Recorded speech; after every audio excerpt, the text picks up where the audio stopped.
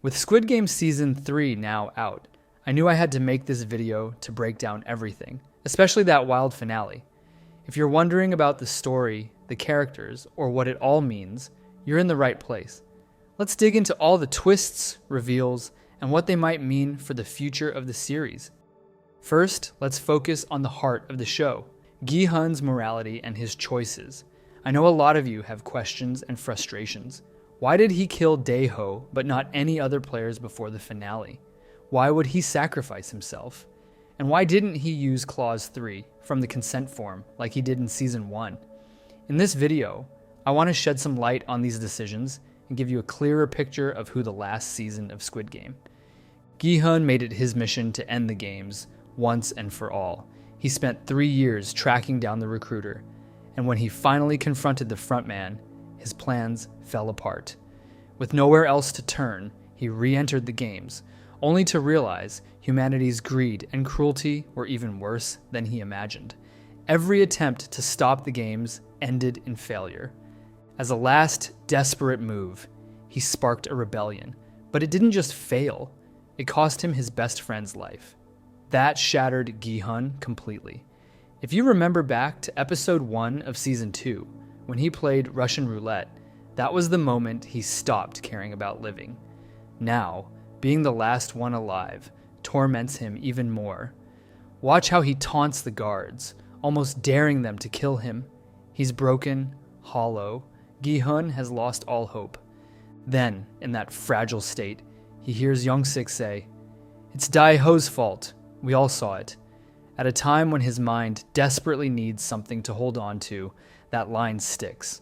Gi-hun subconsciously clings to it, projecting all his pain and failure onto Dae-ho, blaming him for everything that went wrong. That's why we see Gi-hun so lost and single-minded. His sanity is gone, replaced by one goal: to kill the person he thinks caused his suffering. It also explains why he ignores the shaman lady, even though, honestly, it might have made more sense for him to go after her. Throughout Season 2 and into Season 3, Seon-nyeo constantly spoke against him and pushed others to vote for the games to continue. Without her influence, player 006 wouldn't have changed her vote, and they could have all gone home. But Gi-hun was blinded by rage. Unfortunately, he only snaps out of this frenzy after killing Dae-ho. Deep down, he knows Dae-ho wasn't truly to blame. Now he's killed one of the few friends he had left. When that pain still doesn't ease, he tries to end his own life, but again, the guards stop him, forcing him to keep suffering. Now let's talk about the most disappointing character in Season 3, Dae-ho. The problem with his character isn't just that he turned out to be fake, it's how poorly his entire arc was handled. We got maybe 5 minutes of explanation to wrap up what should have been a much bigger storyline. So much potential was wasted. But hey, we're here to talk about what actually happened on screen, not what could have been. The signs that Dae-ho was faking his military background were there all along. The biggest giveaway? His complete cluelessness when handling a gun. Even though the guards' weapons weren't standard issue, Dae-ho struggled more than anyone else. He didn't know how to hold or load a firearm properly. Another red flag was how recklessly he wasted ammo. Even if he panicked due to PTSD, any trained soldier knows firing blindly is pointless and only wastes precious bullets. And finally, despite constantly bragging about being a Marine, he never really talked about his actual service time. So yes, the clues were obvious, but the real problem is that despite all his screen time, Dae-ho ended up being nothing more than a reflection of Gi-hun's fractured moral compass. No real development, no deeper backstory, just a tool to move the plot along. Now, about Dae-ho's strange behavior early in the season.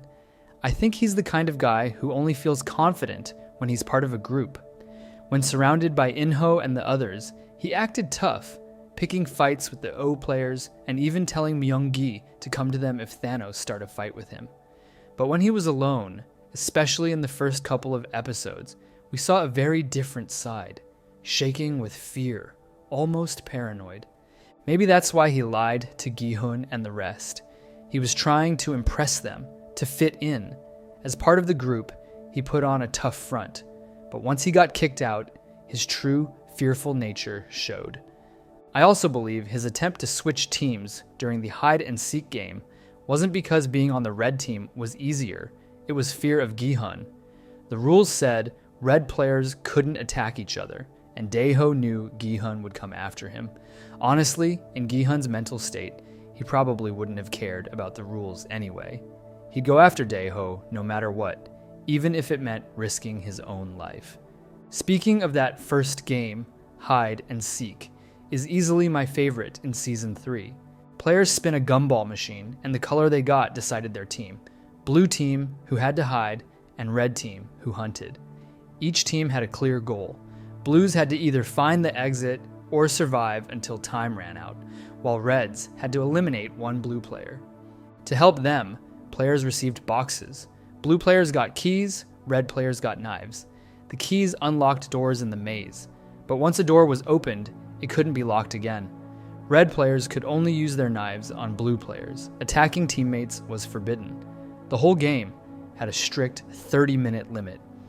Though the rules sounded fair, the blue team was seriously at a disadvantage. The guards conveniently left out some key info. There were actually 3 types of keys, meaning 2/3 of the maze doors couldn't be opened with your original key. Even if you found the exit, you needed all 3 keys to unlock it. But red players had their challenges too. Yes, they had knives, but killing another person isn't easy. Most people would freeze, just like Yong-sik did.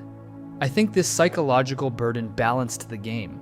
The fear of taking a life evened the odds. After the rules were laid out, players could switch teams. Honestly, Jun-hee and Geum-ja made smart calls switching sides. They had almost no chance beating a red player in one-on-one combat. I loved this game.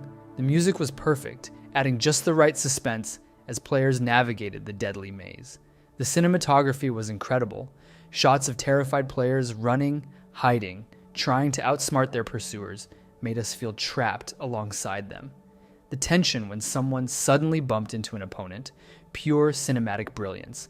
And emotionally, it was brutal. We lost more main characters here than any other game. In terms of strategy, blue players had the best shot if they teamed up. Ideally, groups should have players with different key types and mark their paths like Seon-nyeo did, drawing arrows on walls or floors to track where they'd been and which doors were tested. Plus, having numbers matters. A 3-on-1 fight is tough even for a red player with a weapon. Teamwork greatly boosts survival chances. Another good blue strategy would be to barricade themselves inside a room, using fallen bodies to block doors and create a temporary safe zone. One of the smartest moves came from player 100, who played dead next to a corpse. A risky but brilliant trick that paid off. When it comes to red team strategies, Nam-gyu and Myung-gi played it smartest. Their choice to team up and actively hunt blue players was brilliant. Every blue player they eliminated also meant fewer red players competing later. The rules say you can't attack your own teammate, but they never limit how many players from the opposing team you can take out. As a duo, they were nearly unstoppable. Another solid tip for red players: don't trust appearances. If you see a blue player lying still, stab them anyway. They might just be faking it, like player 100 did. Now, about the exit doors in the maze. There were 2, one discovered by the shaman lady and one by Hyun-ju. One major mystery remains. Why don't the rules about locks apply to the exit doors? The guards said, once a door is unlocked, it can never be locked again. But we saw the shaman lady unlock the exit door, only for player 100 to push her aside, take a key, and close the door behind him, leaving Seon-nyeo trapped inside. So the door didn't stay unlocked. Here's my theory. When the guard told blue players, you have keys to doors in the arena. You can open doors, but once unlocked, they can't be locked again. This rule was meant to stop players from barricading themselves inside and waiting out the timer. Also, the exit door isn't really a door within the arena. It's the way out of the game altogether, so it might be exempt from that rule. Listen closely to the guard's wording. It sounds like the rule applies only to doors opened individually. But the exit door requires all 3 types of keys, meaning it must be opened as a team, not solo, so it doesn't fall under the same restriction. Another possibility is that the guard was only referring to the green doors lining the maze corridors, not the doors inside the themed rooms. He said the keys help players navigate the arena, and the green doors are the only ones visible in the corridors, so maybe the rule doesn't apply to the themed room doors or the exit. Unfortunately, this game saw the deaths of many major characters, none more impactful than Hyun-ju. She was the MVP during the rebellion, and I didn't expect her to shine this much in the fourth game. Honestly, her character got nerfed a bit compared to her potential. Imagine if she'd made it to the final. She was the MVP of hide and seek. She fiercely protected Geum-ja and Jun-hee, ensuring Jun-hee could safely give birth. She fought every red player she encountered, and won despite being outarmed. What makes her death so heartbreaking is that she went back for Jun-hee and Geum-ja after finding the exit, a selfless act that cost her everything. And the way she died, stabbed in the back, completely blindsided. It's tragically ironic. After surviving so many face-to-face fights, she was taken down by a sneak attack. To make it worse, Myung-gi delivered the final blow. After everything she did to help Jun-hee give birth, Myung-gi's thank you was a knife in her back. That betrayal stings hard, absolutely devastating. Another gut-wrenching death in that game was Yong-sik's, and the backstory behind it makes it even sadder. Yong-sik switched teams with his mother, giving her the best shot at survival. During that scene, we learned about their tragic past. Geum-ja suffered constant abuse from her husband, while Yong-sik, despite his size, was bullied and mocked his whole life. His cowardice showed up again during this game. He couldn't bring himself to kill a single blue player, which eventually pushed him to the desperate decision to try and kill Jun-hee's baby. Honestly, that scene hit me hard. I expected the son to die, but I didn't expect him to be stabbed in the back by his own mother, who acted instinctively to stop him from committing such a horrific act. Just moments before, she was ready to sacrifice her own life for him, and now she was forced to stop him with a blade. That moment is packed with emotion. A mother willing to die for her son's survival, a son teetering on the edge of committing an unforgivable crime, and then the heartbreaking climax, Geum-ja's instinctive reaction to stop her own child. And honestly, what's even more tragic is not just that she stabbed her son, but the painful truth that the stab wound wasn't what killed Yong-sik. She realized in that instant that her son's death was inevitable, just seconds away. It's utterly heartbreaking. This scene also fulfilled two of the shaman's prophecies. After the Mingle game, Seon-nyeo felt betrayed and cursed Hyun-ju, Geum-ja, and Yong-sik, a curse that ultimately came true. She warned the mother and son that they would die one by one, right before each other's eyes. And that exact moment played out at the end of the second episode. The second prophecy concerned Hyun-ju's death. The shaman foreshadowed it with the words, "Don't cry. You'll be joining Young-mi in the afterlife soon." Sadly, she did join Young-mi much sooner than expected. Hyun-ju died in the fourth game in a manner eerily similar to Young-mi's. Both were shot, stabbed in the back, and wore the same haunting expression as the light faded from their eyes. But the shaman herself met a similar fate in the fourth game. Despite her divine powers, she couldn't escape the deadly arena. Betrayed by player 100, the very person she had guided to the exit, she was confronted and killed by Min-su right in front of that door. Her death mirrored those of her followers. After she entered through a maze door and quietly slipped back, running the opposite way, her followers were confused. Before they could react, Nam-gyu and Myung-gi appeared through the same door and slaughtered them all. Her role was complete. Every prophecy she made came true, including the major one hinting at why Gi-hun has lived beyond his time. The most important foreshadowing from Seon-nyeo happened during the Mingle game. Out of everyone in the room, she spoke only to Jun-hee, then turned to Gi-hun and said, "You've lived longer than you were meant to. You're here for a reason. You were drawn by destiny." We'll explore that more in the final part of this video. Next, let's talk about Geum-ja and her death. That moment utterly broke me. It was one of the most unexpected deaths in the season finale, not because we doubted she could die, but because of how it happened. I never imagined she would take her own life, especially after her emotional talk with Gi-hun and Hwang's earlier comments about avoiding repeating Season 1's motifs. I thought she'd die during the 5th game. But instead, the grief of losing her son overwhelmed her. She couldn't bear to hold on any longer. She had helped Jun-hee give birth. She made Gi-hun promise to protect the baby. And in her mind, she had come to terms with her role in everything. Her character had fulfilled her purpose as well. Even though her death had been hinted at since Season 2, it still struck a deep emotional chord. One scene that really sticks with me is right after Yong-sik voted to keep playing. Geum-ja said to him, "If you were to die, I'd have nothing left to live for." Later, during the next vote, she warned, "If you pull that stupid stunt this time, I swear I'll hang myself right here." Those weren't just moments of raw emotion. They turned into a heartbreaking prophecy that came true in the finale. Now let's move on to the mechanics of the next game before we return to analyzing the characters.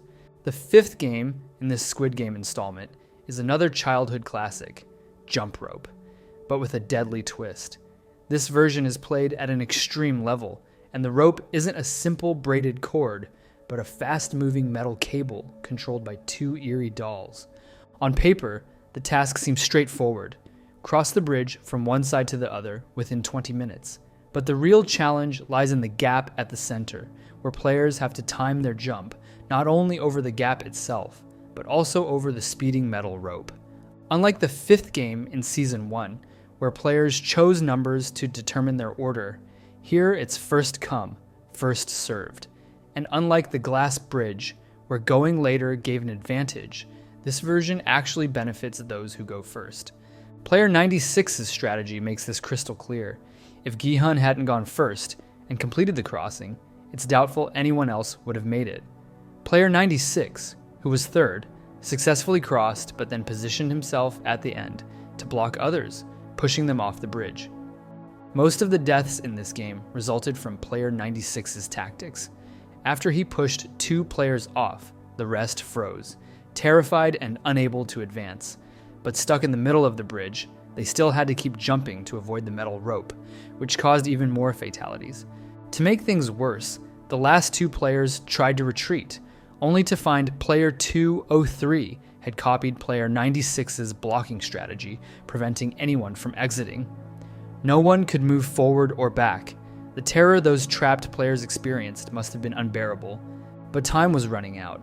If Gi-hun hadn't intervened and shoved player 96 back onto the bridge, leading to his death, none of the others would have survived. Once player 96 was gone, the remaining contestants had a much easier time crossing, with 8 players completing the challenge. Compared to the glass bridge game, where only 2.5 survived, you can see how much less deadly this round was. Despite the 5th game, here being technically easier than Season 1's, we still lost several key characters, with Jun-hee's death hitting the hardest. Honestly, I was a bit disappointed that Jun-hee's entire arc revolved so heavily around her pregnancy. Once her baby was born, her storyline felt wrapped up, and she mostly served as a plot device for Gi-hun's redemption. Still, her death was painful. The truth is, we saw it coming. The moment she broke her ankle during the previous game, it was clear her fate was sealed. Especially knowing the next game involved a lot of jumping. Even so, the way she waited until her newborn was safely across before sacrificing herself was incredibly moving.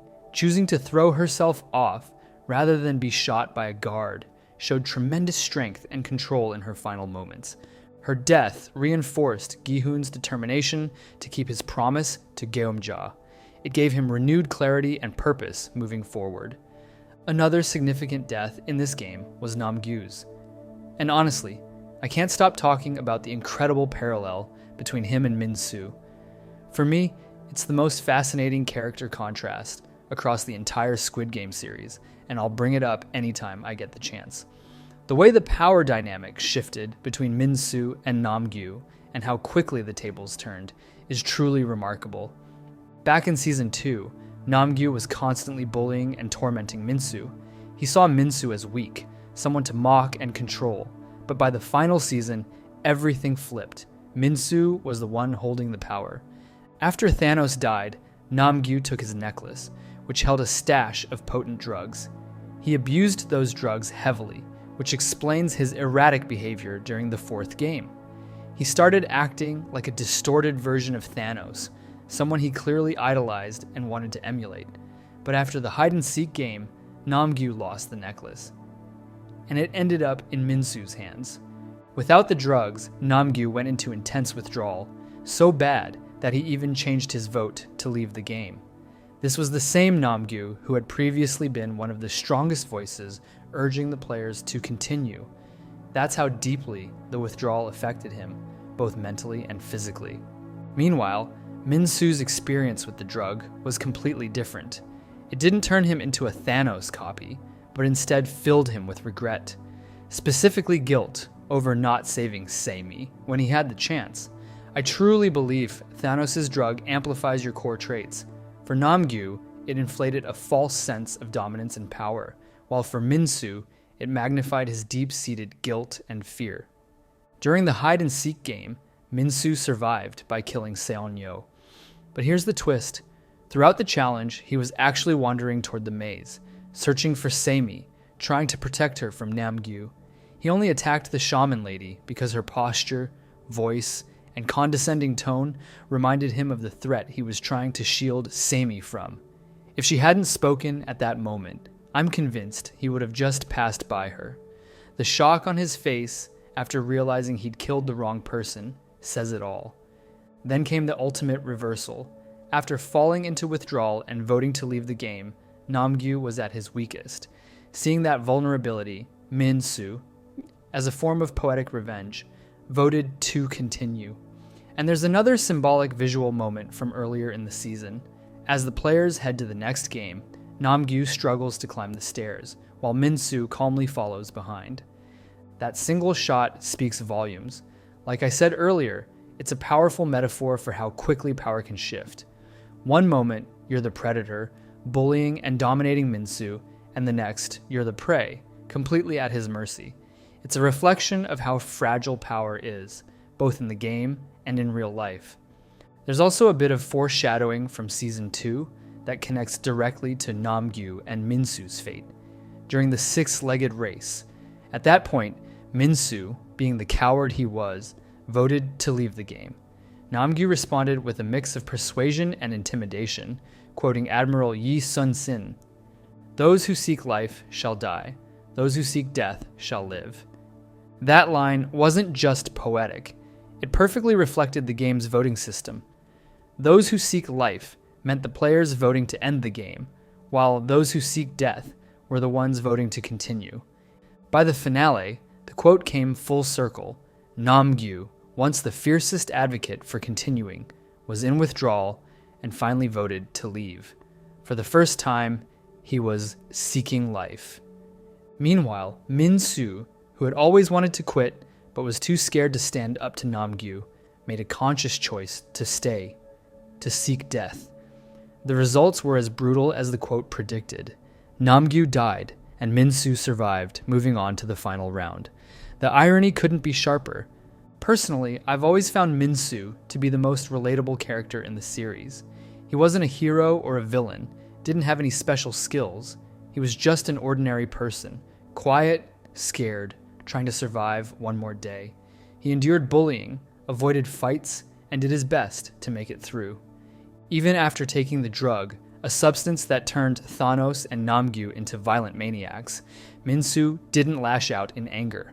Instead, he collapsed under the weight of his own guilt. His deepest regret wasn't about killing someone, it was about not helping. That says everything about who he truly was. The way he reached for Sae-mi's hand, whispering an apology, showed us that this guilt had haunted him all along, which is why it was so tragic to see him pushed off the platform in the final, treated as nothing more than the first sacrificial piece, despite everything he had endured. But honestly, I think one of the biggest reasons people felt disappointed by the finale was the baby. Not the baby itself, but what the baby represented narratively. The moment the baby was declared a player, all the tension shifted. Suddenly the ending became predictable. It killed the suspense. I don't say this cruelly, but I genuinely disliked the baby, not because of the character, but because of how it derailed the plot. The baby became the center of everything, and every other storyline bent around protecting it. Gi-hun sacrificing himself for the baby felt like such a narrative cop-out. Compare that to a darker, more morally ambiguous ending, one that would have forced us to question Gi-hun's choices and who he had become. Instead, we got a safe, feel-good conclusion in a series that had once prided itself on being brutal and unpredictable. Now I get what the writers were trying to say, that the baby represented innocence in a world where people were willing to kill for money, that some would sacrifice a newborn rather than lose their winnings. And sure, that's an important message, but it doesn't change the fact that it was the easiest way out narratively. After the death rope game, 8 players remained. That meant each person stood to win around 5.7 billion won, more than enough to clear debts and live comfortably. We even heard player 336 discussing with player 353 how they'd already won enough and planned to vote to end the game. It made sense. Why risk your life again when you're already set for life? All except player 100, who still had a debt of 10 billion won. That player was the only one fully committed to continuing. So how did Hwang resolve this narrative deadlock? Simple. They lowered the potential winnings by declaring the baby a player 2, which, honestly, felt absurd. Because of this change, the prize money was now split 9 ways instead of 8, dropping each share to 5.06 billion won, a loss of about 700 million per person. But here's the catch. Losing 700 million won is not nearly enough to justify risking your life in one final deadly game, especially one designed to be the hardest yet. The math doesn't add up, and neither does the motivation. It felt like an artificial way to keep players trapped, rather than an organic, character-driven decision.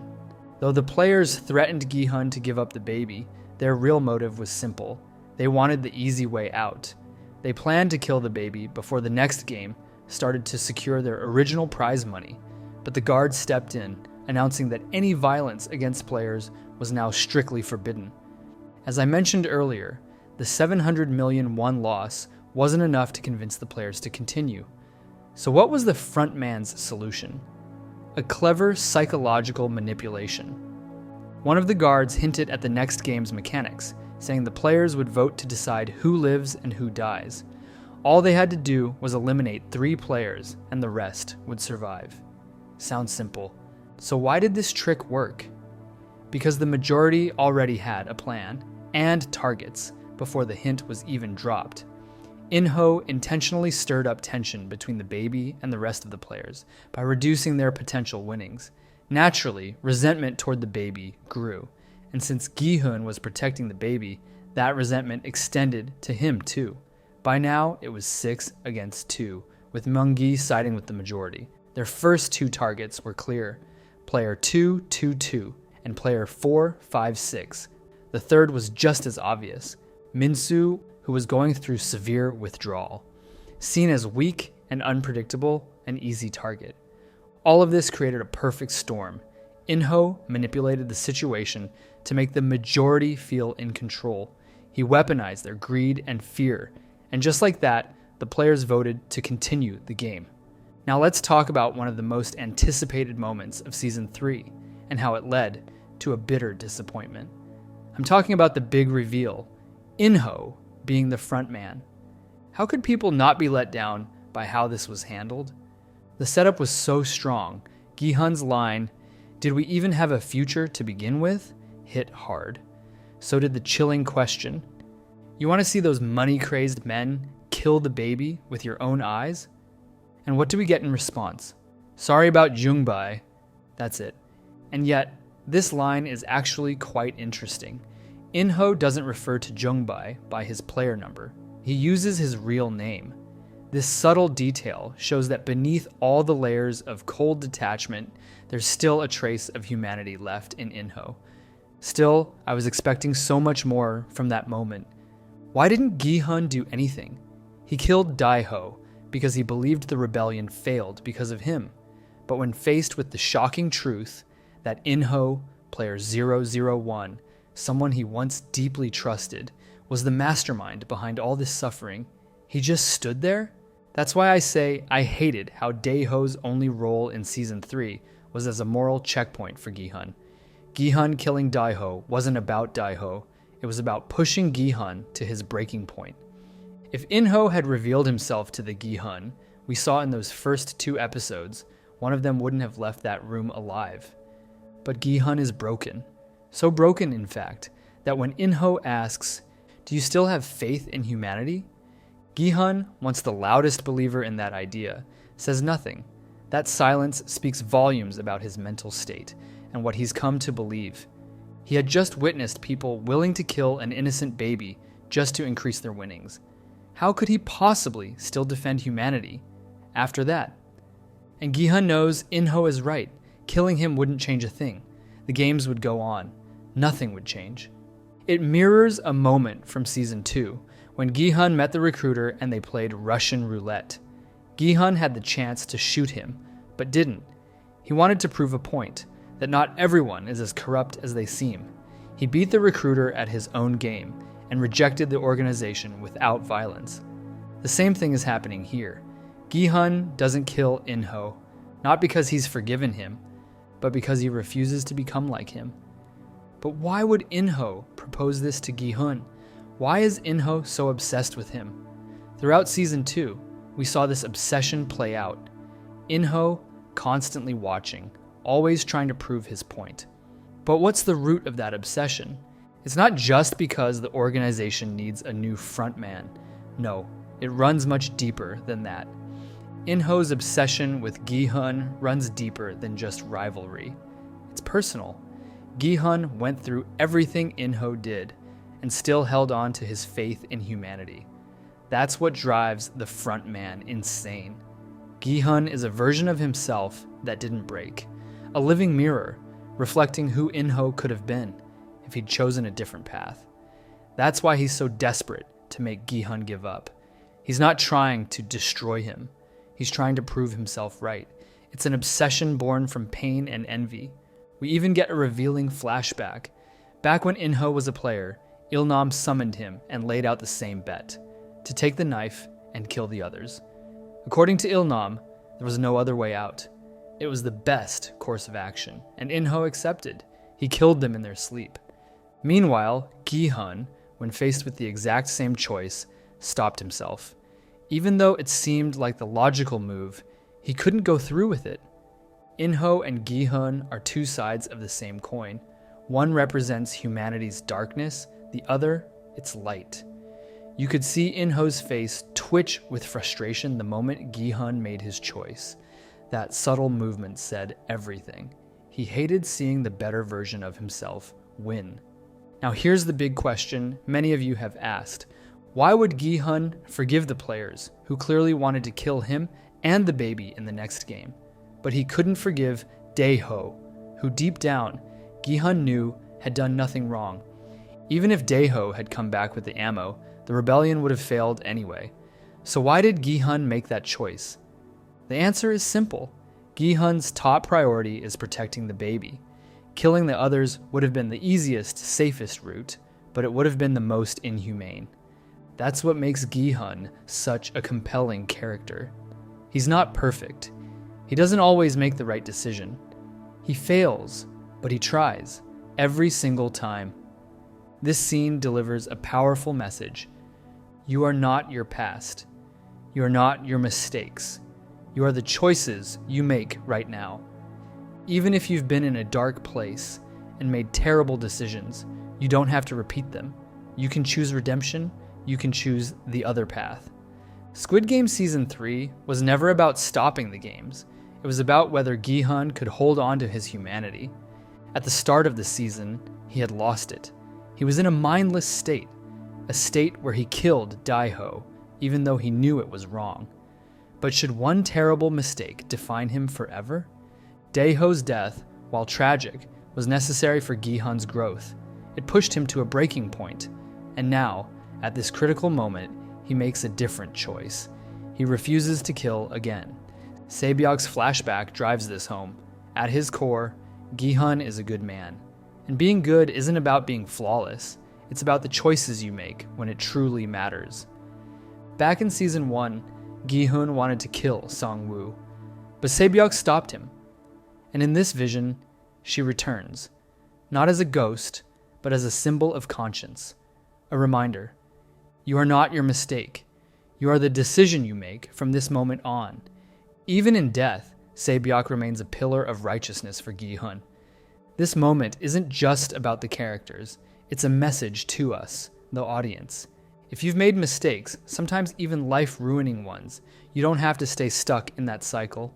You can choose a different path. It won't be easy, but it's there. Now let's move on to the final game of the saga, the Squid Game. Personally, I liked this game.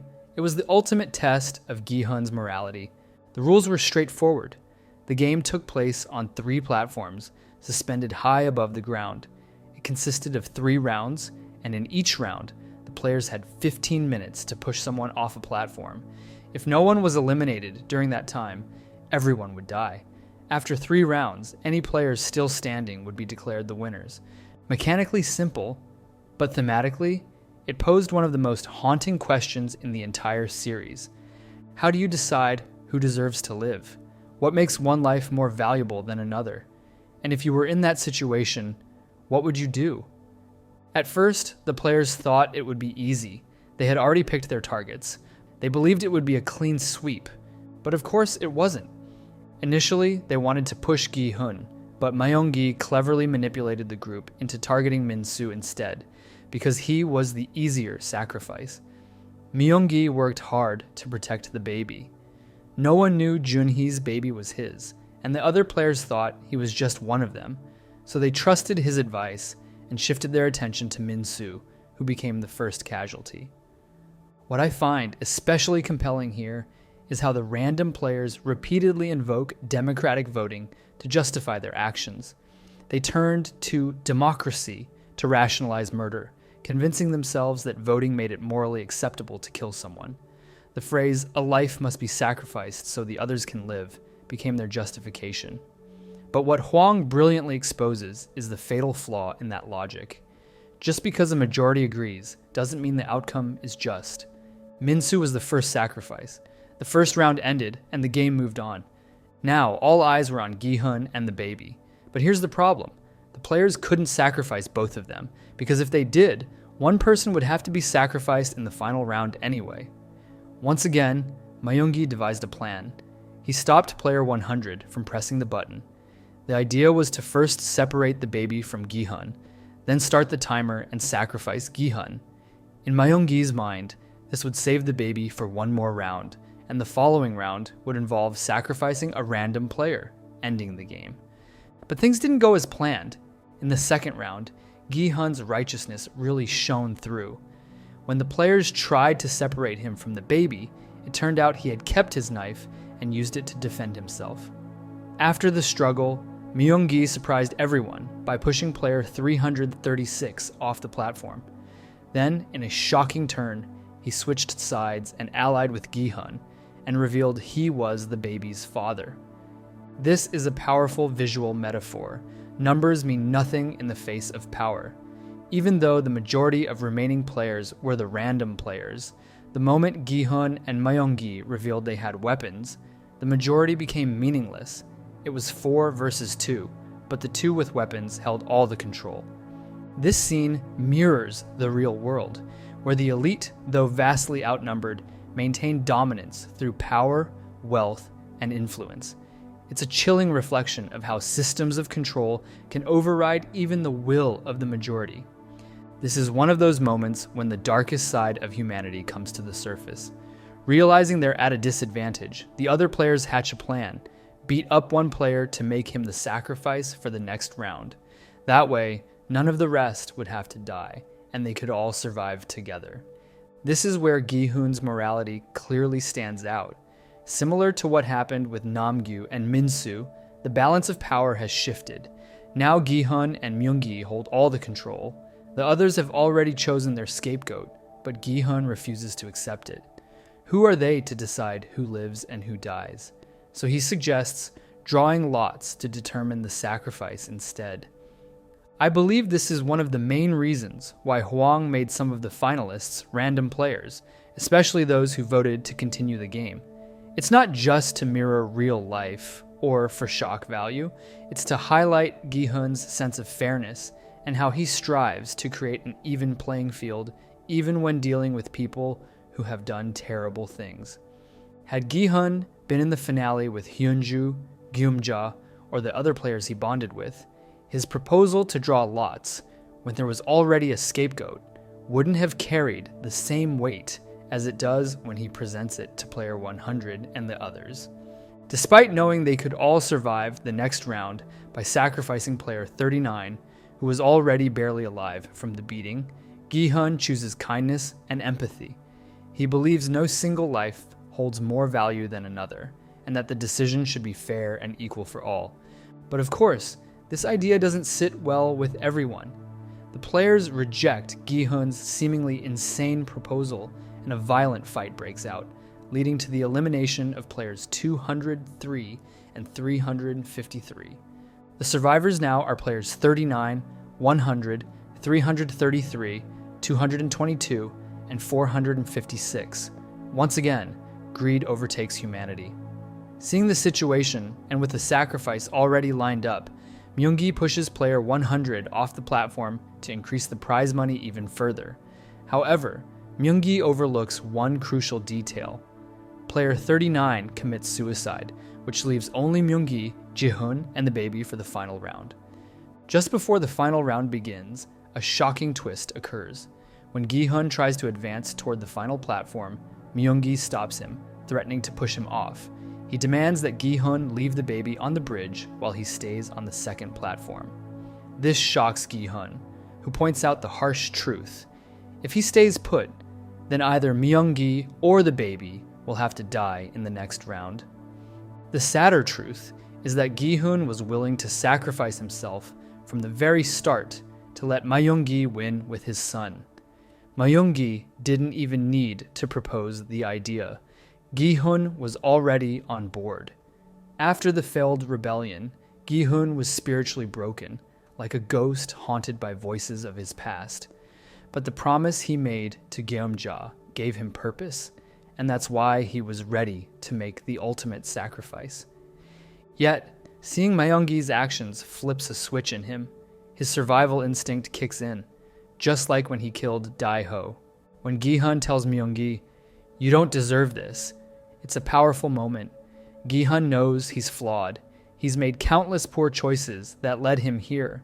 His gambling that drove his family away, the rebellion he sparked, trusting In-ho who betrayed him. He carries guilt and accepts the consequences. But the baby? She's innocent, unaware and undeserving of the nightmare unfolding around her. That's why Gi-hun says, "You don't deserve this." Myung-gi, like Gi-hun, is trapped by his selfish choices, willing to sacrifice his own child for money. The baby surviving symbolizes life triumphing over death. It sums up the show's core message: humanity is still worth saving. Every step in Gi-hun's journey leads to this moment. Remember back in Season 1, when Il-nam and Gi-hun made their final bet to prove whether humanity was worth saving? The test was simple. Would someone help a homeless man freezing in the cold? Gi-hun won that bet just in time. Sadly, Il-nam didn't live to see it. But the point was clear. The bet only required one person to act. Gi-hun could have rushed out and helped himself. I'm convinced that if Gi-hun had lost that bet, and if Il-nam had lived long enough, Il-nam would have told him exactly this. You could have been the one to help that poor man, but instead, you chose to stay passive, just like all the others who walked right past him. In that moment, Gi-hun didn't act. Someone else ended up proving his point. But in the finale, it's different. This time, Gi-hun was the one who made the sacrifice. He was the one who took action. He could have killed the baby and kept fighting the games, year after year, endlessly. But instead, he chose to break the cycle. His past choices led to so much loss, so by sacrificing himself, at least one pure, innocent life could begin. There's a deep poetry to it. Gi-hun wins by dying, and he would have lost if he'd chosen to live. In giving up his life, he didn't just win the game, he wiped away the moral decay at its heart. His death carried away all the darkness and guilt, clearing the path for new life, a life untouched by the sins of the past, symbolized by the newborn baby stepping into a world finally freed. By ending his own life, Gi-hun refused to be part of the corrupt system any longer. To me, this was the perfect ending for Gi-hun. After all he endured, I don't think he could truly return to the real world. Maybe reconnecting with his daughter might have helped, but after 4 years of relentless death, trauma, and betrayal, could he ever really find peace? Now, about Gi-hun's acting here, it's exceptional. His delivery is pure brilliance. That simple line, "We are not horses," brings the story full circle. It echoes back to the very start, when Gi-hun was addicted to gambling on horse races, the very addiction that ruined his life. The music was also fantastic. One detail I especially loved was how Gi-hun never finished his final sentence. Humans are. That unfinished thought is the last question Hwang Dong-hyuk leaves us with, the ultimate conclusion to this saga. There's no single right answer. Everyone will interpret it differently. It's a question each of us must answer on our own. This is also the moment In-ho realizes he's lost. Again, it's poetic justice. Gi-hun won the battle, even in death. The corrupt system ends there. A revolution is on the horizon. Gi-hun refused to follow In-ho's path. He chose not to become like him. He chose to break the cycle. For those wondering why Gi-hun didn't invoke clause number 3 this time, as he did in Season 1, here's my best explanation. Clause number 3 states, "The game may be terminated upon a majority vote." The key difference between Season 1 and Season 2 lies in how voting was handled. In Season 2, players voted before every game on whether to continue or end the games. In Season 1, a vote only happened if a player explicitly requested it. That's why, in the Season 1 finale, the guards stopped the game when Gi-hun invoked clause number 3, because no vote had occurred yet, and the rule required them to honor the clause at that moment. In Season 2, though, it would have been pointless to let players halt the game mid-challenge to call for another vote, especially since a vote already took place before the game began. If that were allowed, players could have stopped the rope game as soon as they realized how dangerous it was. Even player 100 likely would have changed his vote once he saw the horror unfolding. Just look at the fear on his face. This change in voting procedure clearly made clause number 3 irrelevant during the game itself. The vote happens before each round, so while the clause technically still exists, using it mid-game no longer holds any power. You're right to note that the clause doesn't specify exactly when or how often it can be invoked. But even if Gi-hun had tried to call it mid-game, and the guards allowed it, the result wouldn't have changed, because he didn't have the majority. Clause number 3 requires a majority vote, meaning more than 50%, or 50% plus 1. For example, if 200 players remain, a majority would be 101 votes. In the final game, only 2 players remained, Gi-hun and the baby. If Gi-hun voted to stop and the baby abstained, that wouldn't be a majority. Abstentions still count as participation, so Gi-hun would only have 50%, not enough to trigger clause number 3. Compare that to Season 1. If Song-woo had voted to stop the game, that would have been a unanimous 2-0 vote. But here, it's 1 vote to stop and 1 abstention, no majority. So the game would continue based on the previous vote where players agreed to proceed. And let's not forget, the VIPs who twisted the rules to make the baby a player could just as easily manipulate this situation again. In case of a non-vote, they might automatically count it as a yes, resulting in a tie. Gi-hun also couldn't simply refuse to play by claiming the rules were being violated. Clause number 1 clearly states, a player is not allowed to stop playing. Clause number 2 adds, a player who refuses to play will be eliminated. I suspect these clauses are prioritized in order, meaning clause number 1 overrides clause number 3. So in the end, even if Gi-hun had invoked clause number 3, it wouldn't have mattered. Maybe it could have worked if he'd done it when Myung-gi was still alive. Then the two of them could have voted no, forming a majority and legally ending the game. But once it was just Gi-hun and the baby, he no longer had the numbers. Now what about Myung-gi? He's at the center of some of the biggest controversy about Season 3. That sudden 180-degree character shift caught a lot of people off guard. While I agree it came too fast and his character felt inconsistent in the last 2 episodes, the signs were actually there, if we were paying close attention. Even from the moment Myung-gi was introduced, it was clear his focus was money.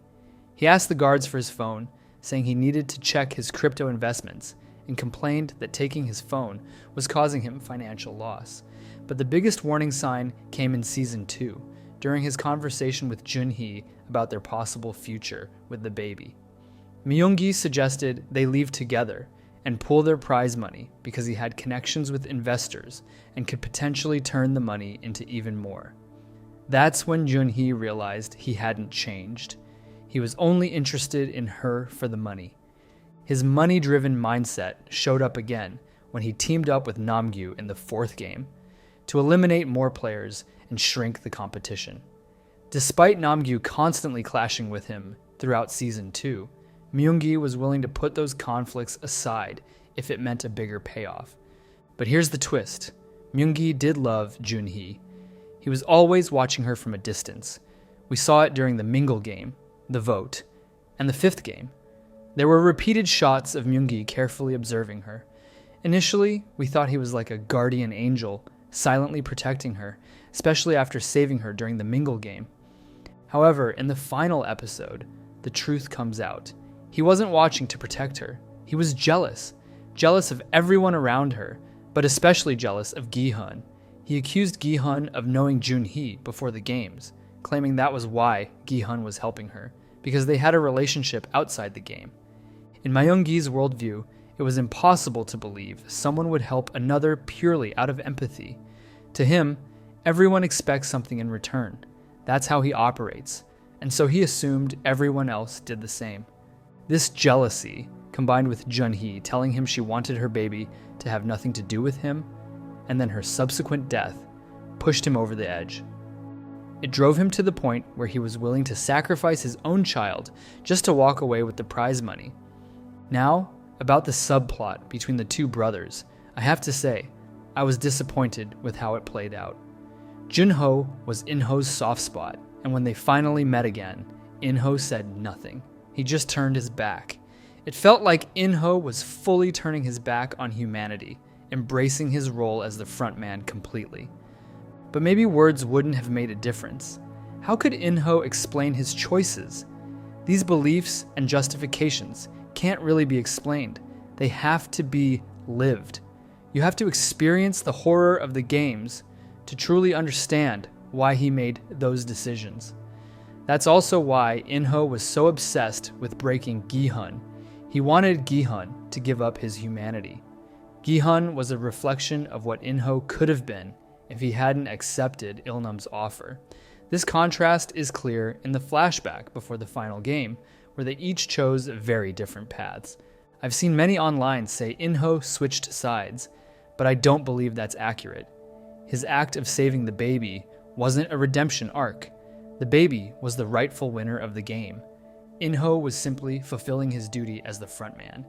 As for taking Gi-hun's winnings and flying to America to deliver the money to his daughter, that wasn't redemption either. It was a matter of justice. So accepting his defeat, In-ho decided to leave everything Gi-hun owned to his daughter as a final sign of respect. And the decision to leave Jun-hee's baby with his brother. Once again, it wasn't about redemption. It was about fairness. As I mentioned earlier, the players were there because of the consequences of their own choices. But the baby, she hadn't made any decisions. She didn't deserve such a cruel fate. In-ho, through his twisted sense of justice, believed she deserved a chance, a real life, so he gave her that opportunity. As for No-eul, after setting the archive on fire and reading her daughter's file amidst the flames, she confronted a heartbreaking truth. Her daughter was already gone. Everything she had fought for until that moment felt meaningless. Her last hope had vanished. The image of her reading the file, surrounded by fire, perfectly symbolizes her life burning to ashes.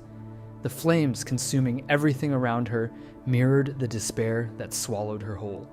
When she returned to the frontman's room, she was ready to give up on life. To her, there was nothing left to live for, but she had saved player 246 and helped reunite him with his daughter. In a twisted way, that became her redemption. If she couldn't save her own child, at least she helped someone else find their way back to theirs. That act was the closest she could come to saving her daughter, and in that thought, she found a fragile peace. Then, witnessing Gi-hun's selfless sacrifice ignited something within her. After 7 years as a guard, surrounded by darkness, her faith in humanity had nearly vanished. Yet, seeing Gi-hun give his life for a random newborn reminded her that hope still exists. If someone could make that kind of sacrifice for a stranger's child, maybe, just maybe, someone might have done the same for hers. That belief is rewarded when she receives a call with possible news about her daughter. But here's the question I want to ask you. Let me know your thoughts in the comments. Do you think the broker was telling the truth? Because honestly, I find it hard to believe the broker could have better information than the Squid Game organization. And why would he lie to No-eul about not being at the airport if he had really found her daughter? This remains an open question since we never got a clear answer, but my guess is the broker was lying to her. Now, what about Gyeong-seok? Honestly, I think he's the only character in the entire Squid Game universe who got a genuinely happy ending. I believe his conclusion is Hwang Dong-hyuk's way of reminding us that happiness can still be found in life, in the world, even without winning the prize money. His daughter's recovery is a powerful message that not everything is bleak. Yes, life involves suffering, but there is also light. The key is to hold on to hope, keep a positive mindset, and not fall apart during dark times. Gyeong-seok shows us that money doesn't buy happiness. True happiness lies in health and family. One question remains: how did his daughter get better? We saw she recovered, and Gyeong-seok said, "Everyone helped." Could it be that everyone at the park came together to raise money for her treatment? But if so, why was he even in the games to begin with? Didn't he already ask those people for help and get rejected? What changed during those 6 months that made people finally unite to save his daughter? Let's not forget this season's MVP, Choi Woo-seok. He's the true embodiment of redemption, a former gangster who served his time and then made a conscious decision to change his life. He didn't revert to his old ways. Instead, he chose the harder, better path. Taking over the Pink Hotel, he transformed it into a legitimate business. That kind of growth is powerful proof that real change is possible when you truly want it. Now, about the final scene, the Ddakji Game. Like many of you, I was a bit disappointed they reused that game instead of introducing an American childhood game. But I get the visual symbolism and the callback to Season 1. Still, seeing an elegant woman slap a homeless man with an American twist could have landed just as powerfully. Even after the season finale, one major question remains unanswered. What happened with the Korean Games? We only know the Coast Guard is approaching the island. The frontman activated the self-destruct protocol, everyone evacuated, and that's where it ends. No follow-up, no investigation, nothing. The Coast Guard witnesses an island explode, and then does nothing? Even if the facility was underground, there would surely be visible signs of the blast. How deeply rooted is this corrupt society? Is the police involved? The government? Or is it just a small group of officials being bribed and turning a blind eye to the annual disappearance of 456 people? We never see the aftermath of that explosion. And what about In-ho's move to America? Does that mean he's no longer running the Korean games and has been reassigned? Or did he simply deliver Gi-hun's belongings to his daughter out of honor and then completely walk away from the games? I'd love to hear your thoughts. Drop them in the comments.